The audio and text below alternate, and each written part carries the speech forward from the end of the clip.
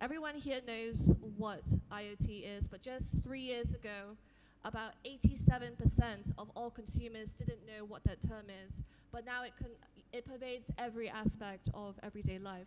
And so we're seated with an expert here who can give us some insight into this topic. Dr. Kang Wei Woo, his background is in mathematics and theoretical physics. He is the executive director at the consultancy QuantumCIEL. And he is also part of Singapore's Smart Nation Working Group. Now, when it comes to Internet of Things, Singapore is at the forefront with its Smart Nation initiative, as well as something called Industry 4.0, basically the fourth industrial revolution.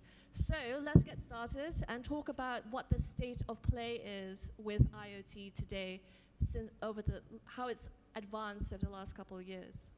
Certainly. So, well, thank you very much for the kind introduction. So I think where we are today really is that we are at the cusp where you have the physical world coming together with the cyber world. Okay, so we are in this process of digital transformation, whereby it is not a one-way street by any means.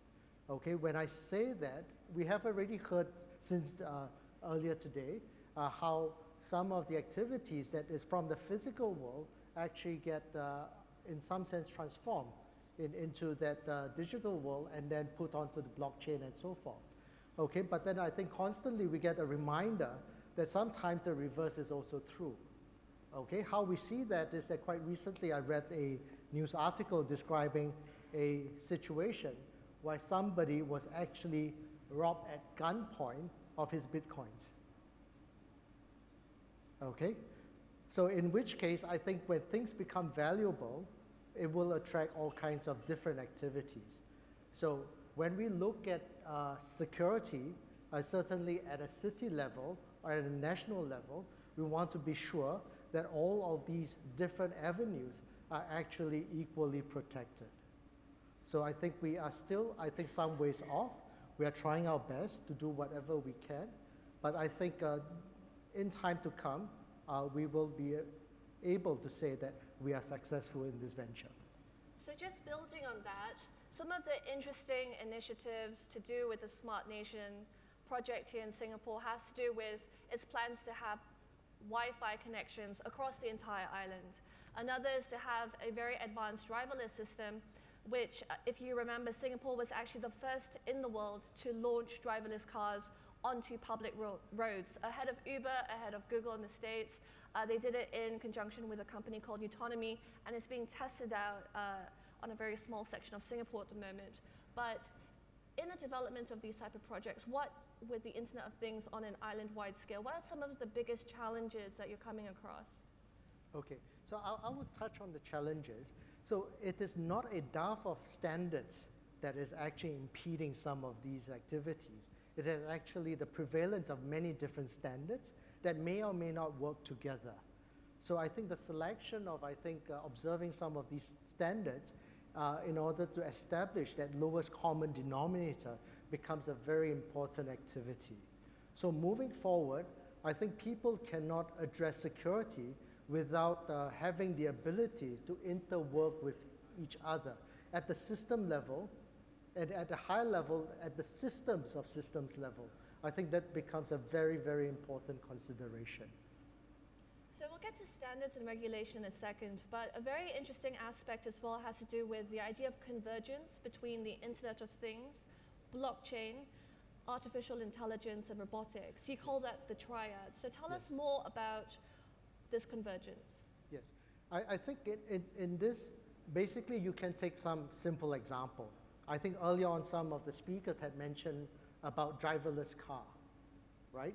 So in there you could in fact instruct a car to drive by itself with suitable amount of artificial intelligence, right? You could anticipate all kinds of different road traffic conditions in order to have this AI understand what situation it is in order to avoid, let's say, potential problems. But in there, are we able to anticipate all different kinds of situations that this particular driverless car could anticipate, right? The answer ought to be no. right? So the reason I say that would be, it would be fairly straightforward to have this car recognize all different kinds of road signs on the road itself, okay? So when it comes to a stop sign that has been defaced, is that still a stop sign to this car? That would be an interesting question, because it could not see the word stop, it could not maybe even see that it's red in color, and then other things could become a little bit unpredictable. So therein, I think we are into a very challenging situation whereby potentially we could prematurely put certain of these artificial intelligence onto the roads, traveling at high speed, okay, with certain amount of risk that we may not have been prepared to pay, right? So that's point number one. Point number two, we potentially have digitized this car, right? It's now driven by an algorithm that potentially could be hacked, all right? And then thereby, this car could now potentially be unsafe. So there we have a situation whereby a security issue converting quickly into a safety issue, okay? Then the next question, of course, would be, as was asked earlier, who actually is liable should something go terribly wrong? And therein, we are just talking about one single car, right? You can imagine in a city, there'll be lots of different equipment, cars, motorbikes, planes, and so forth. All these basically are moving parts of the city, okay? Therein, we have very, very sort of significant challenges. Just because you use the example of driverless cars, I want to quickly ask you, do you think we're going to see driverless cars replace traditional vehicles as we know it within our lifetime? Yeah. Yes or no? Yes, definitely yes.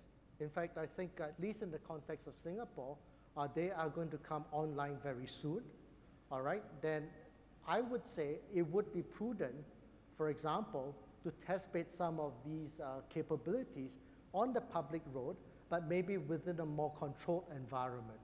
Okay, therein we can discover, I think, what else have we forgotten? Well, Singapore is quite a controlled environment, as I'm sure many of us know. Okay, I want to get back to the whole concept of intelligent devices and whether we should be terrified of our televisions, our fridges, our new Amazon Echo, Alexa, and so forth, and whether, like that episode of Mr. Robot, for those who follow the show, these things can turn on us or be used to be turned on us, the dark side of IoT.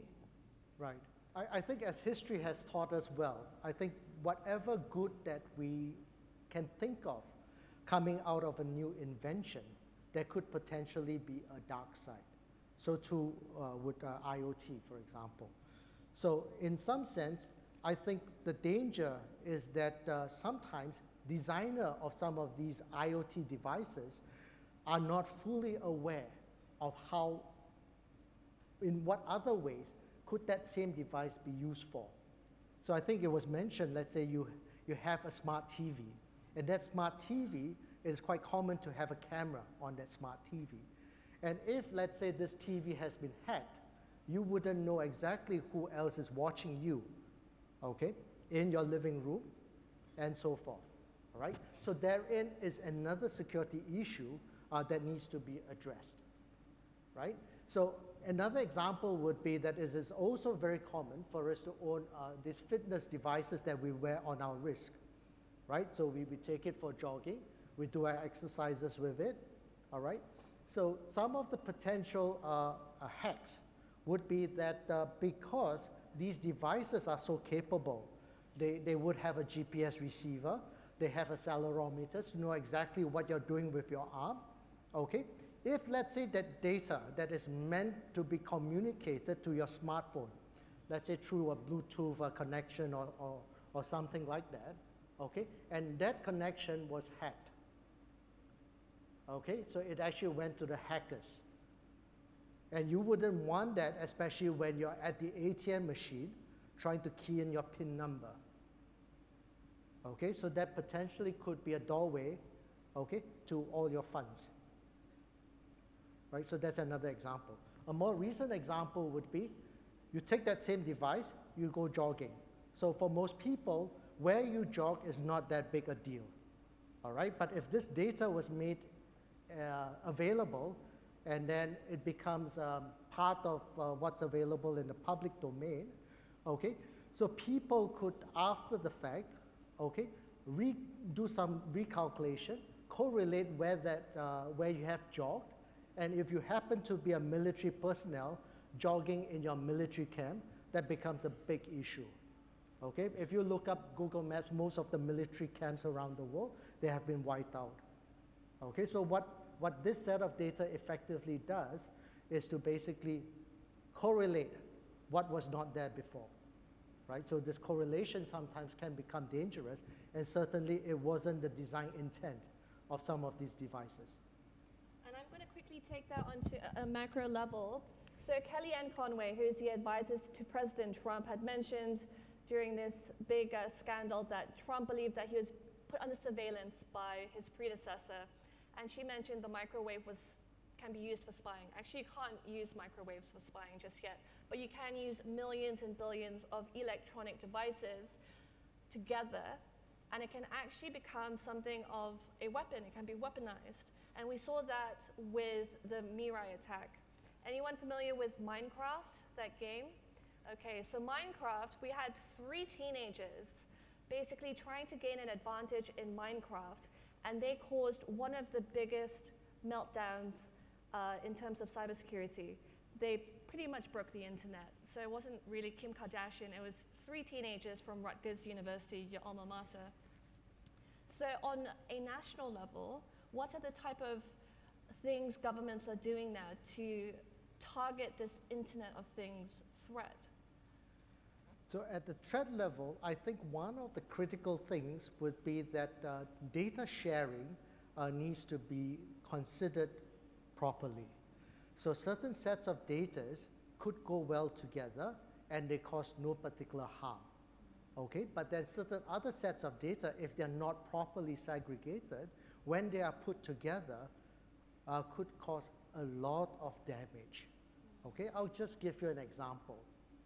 All right, we all know, let's say for example, the very mobile phone that we carry contains a certain amount of lithium in the battery. And lithium as a metal is very flammable, especially when it's fully charged.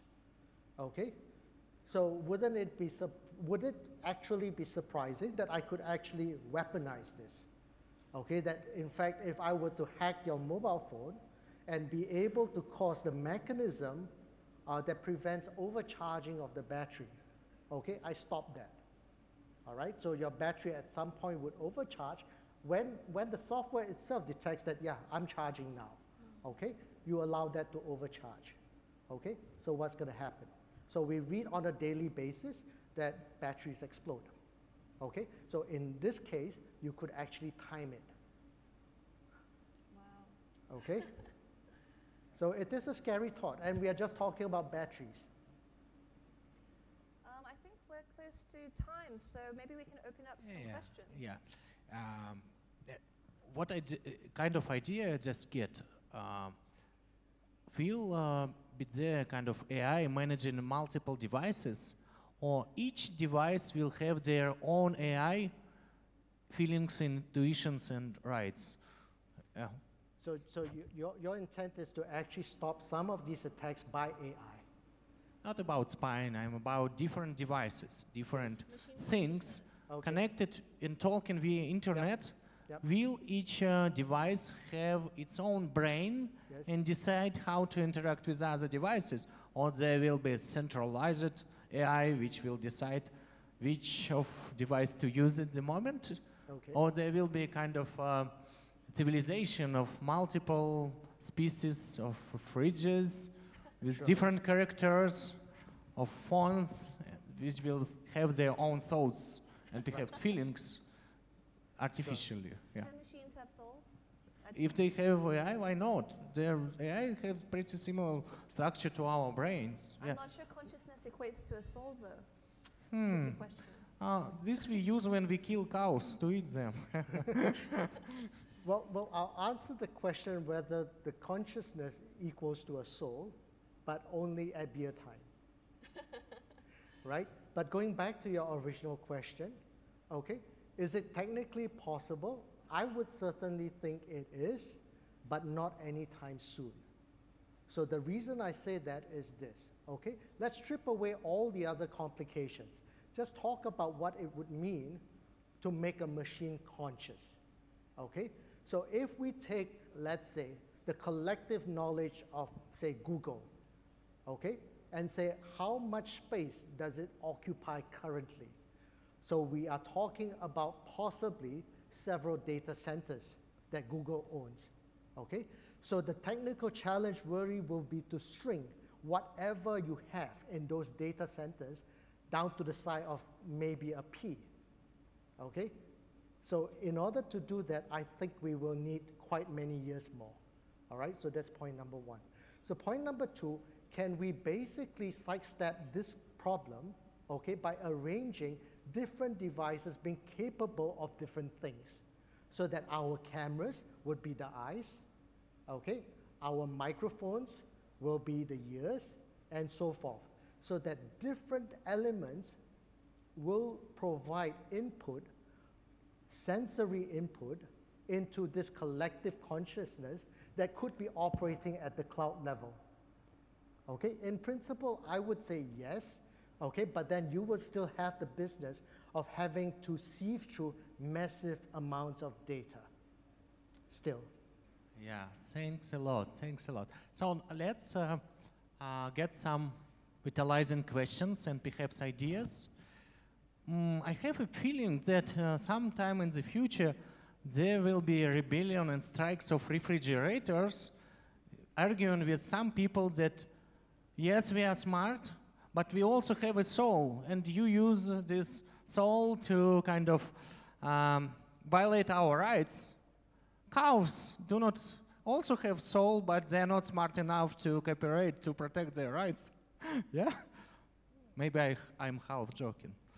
Okay, yeah, you asked it at the previous, but let's go ahead if other people are silent.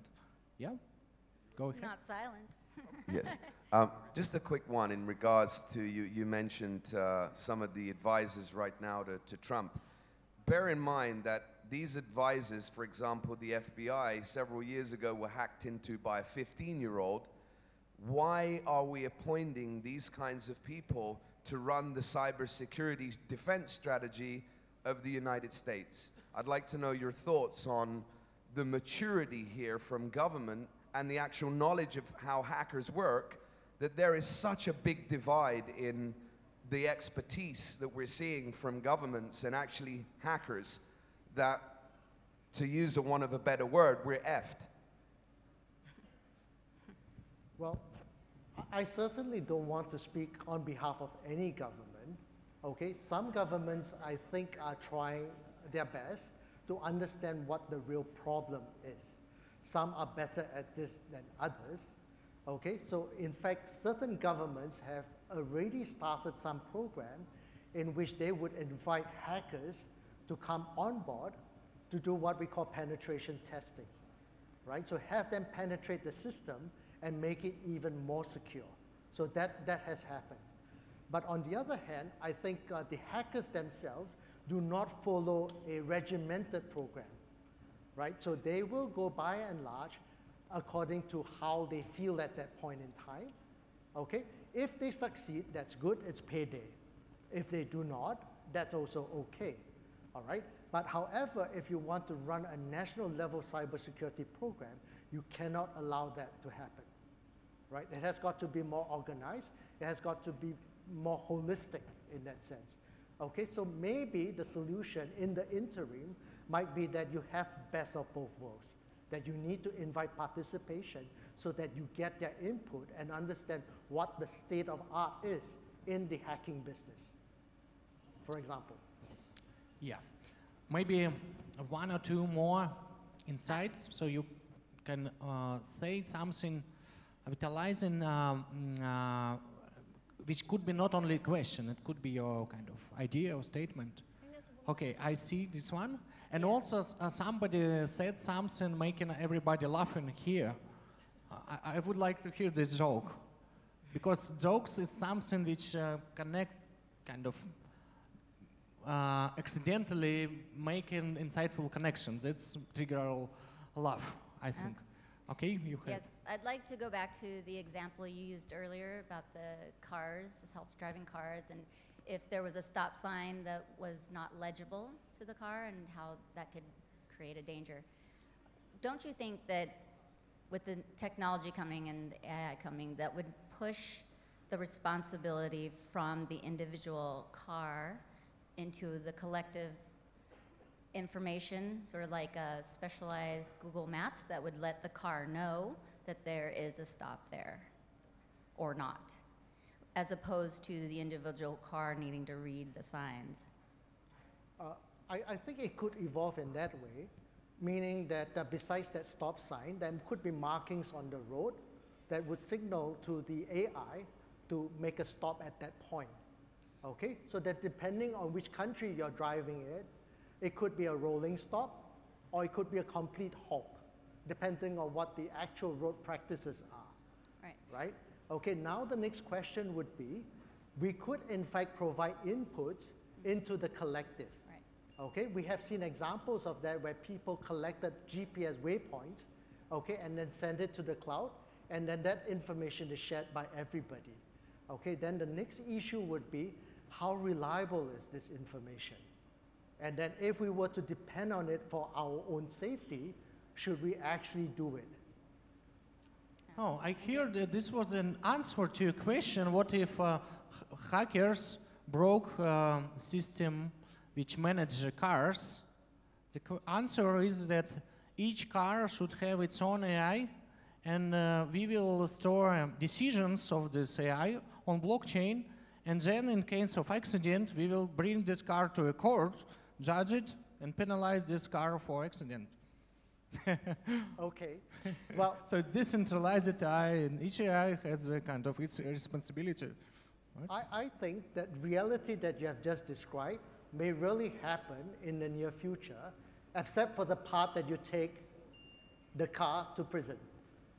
So the last part may not be realized, but everything else I think could.